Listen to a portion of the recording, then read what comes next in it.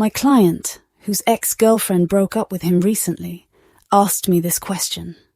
I believe I still love her. But is this love or emotional dependence?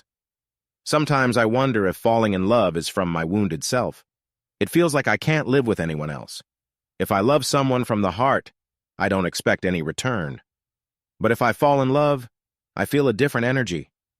Two inner states can lead to love. You fall in love with the person you love most from your wounded self, the ego self.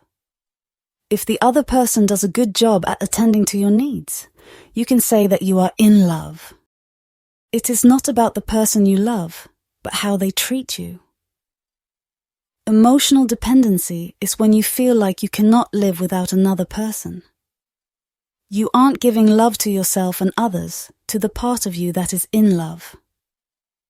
You are expecting someone else to fill your emptiness because you don't take responsibility for your self-worth. This is why you cannot live without the person you love.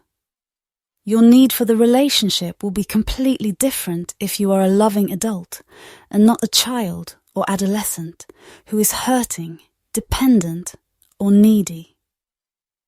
You have learned to love yourself and determine your worth as a loving adult.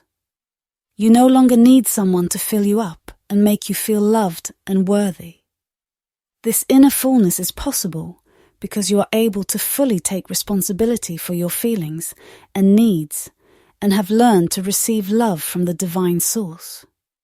You feel a sense of fullness and want to share it with another person, another loving adult who feels the same. You want to share love, not get it. Your choice of who you choose to be a friend or family member will have a huge impact on your decision. People we choose have the same level of wounding and emotional health. The more you do inner work to connect to divine love and take care of yourself, you are more likely to be attracted to people who do this. You will find someone who you can trust to fill you up if you take the time to look at your wounded self. Problem is, the other person might be trying to fill you up in hopes that you will fill them up.